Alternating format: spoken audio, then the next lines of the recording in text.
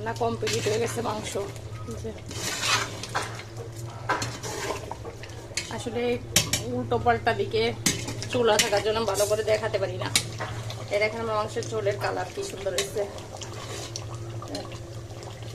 এক গাদা তেল দেয় নেই যদিও, খুবই সুন্দর হয়েছে আজকে মাংস রান্না। আমি হাঁড়িতে খাসির মাংস রান্না করি যাতে চেহারাটা ভালো হয় আর সিদ্ধ হয় সহজে। দেখেন তেল তেল ঝোল হয়েছে, খুব সুন্দর হয়েছে। আমার রান্না দেখবেন আমি কি করে রান্না করছি। আমি আমার মাংস রান্নার মেন হচ্ছে ম্যারিনেট করে রাখি হচ্ছে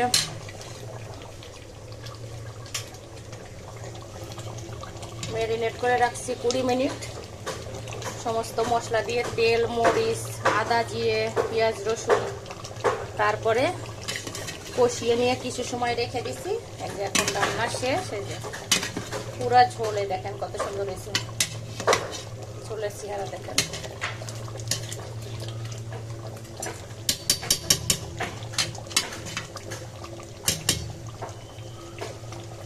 সবাইকে দেখাই কিন্তু খাওয়াতে পারি না।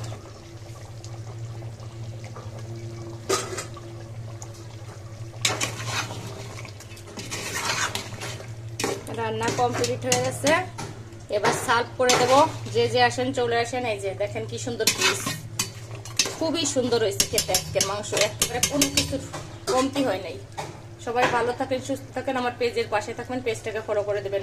প্রসেসিং দেখাই আপনাদের। আমি জিরে তেজপাতা আর দারুচিনি ফোড়ন দিয়ে দিছি, পেঁয়াজ কাঁচা লঙ্কা।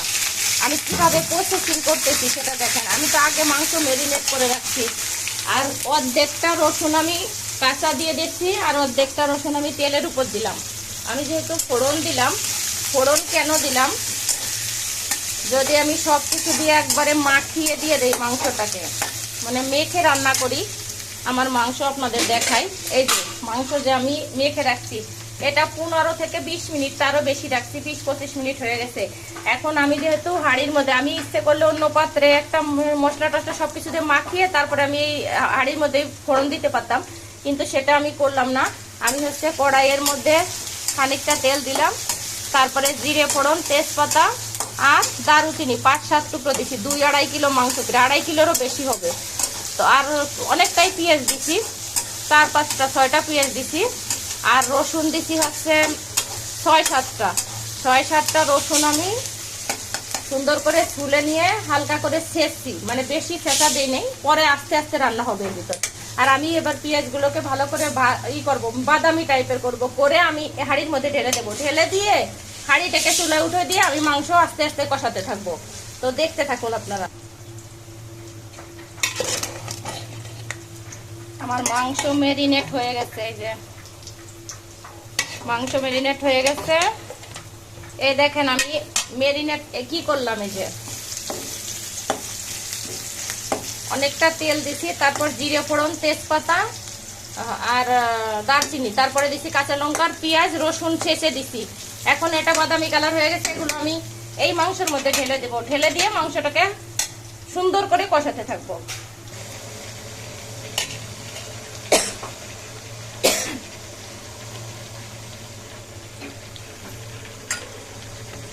আসলে এত মাংস তো এক হাত দিয়ে নাড়াচাড়া করা যায় না, খুব মুশকিল হয়। আমি ক্যামেরা দিয়ে ফোন দিয়ে শুট করি তো, আর আমার ধরার কোনো মানুষ নাই, একা একা ধরে শুট করি।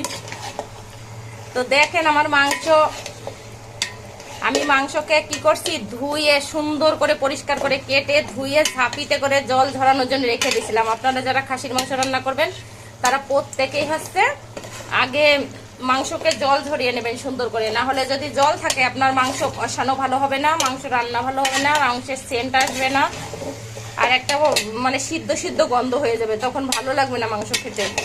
আর আমার মাংসের মধ্যে আরো তেল দিতে হবে। আমি মাংসে যে তেল দিছি না, এখানে সরষের তেল আর সয়াবিন তেল কিছুটা অ্যাড করে দেবো। এখন আমি দিয়ে দেবো কাঁচা তেল, যেহেতু আমার মশলা সব কিছু ম্যারিনেট হয়ে গেছে। এখন কিছুটা তেল দিয়ে 2 তেল মিক্সড করে একবারে দিয়ে ভালো করে মাংস কষাতে থাকি, কষাতে কষাতে রান্না হয়ে যাবে। রান্নার শেষ মোমেন্টে আরেকবার দেখাবো আপনাদের।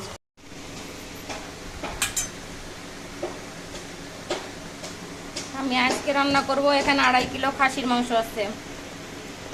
প্রথম দিছি হচ্ছে লবণ, হলুদ, রাঁধুনি স্কোয়ারের মরিচের গুঁড়া, 4-5 চামচ হচ্ছে সরষের তেল দিছি। আর এই যে জিরে বাটা, আদা বাটা। আমি অনেকগুলো রসুন, এই যে এতগুলো রসুন আরও দেব।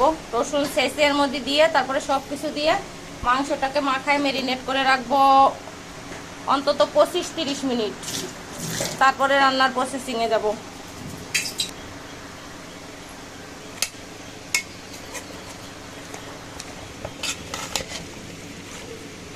মাংসটা অনেক সুন্দর। আমি পরিমাণ মতো সব মশলা দিয়ে পেঁয়াজ রসুন, পেঁয়াজ দিছি অল্প, রসুন বাটা, রসুন ছেঁচে দিছি, এই যে এরকম করে ছেঁচে দিছি, একটু আস্তে আস্তে করে ছেঁচে দিছি। আর হচ্ছে লবণ, হলুদ, জিরে, আদা বাটা আর রসুন ছেঁচে দিয়ে এই সব কিছু দিয়ে মাখাইছি সুন্দর করে। সয়াবিন তেল আর সরিষার তেল মিক্সড করে মাখিয়েছি। এখন এটা ম্যারিনেট করা থাকবে হচ্ছে কম করে 30 মিনিট। 30 মিনিট থাকার পরে আমি এটাকে রান্নার প্রসেসিং শুরু করব।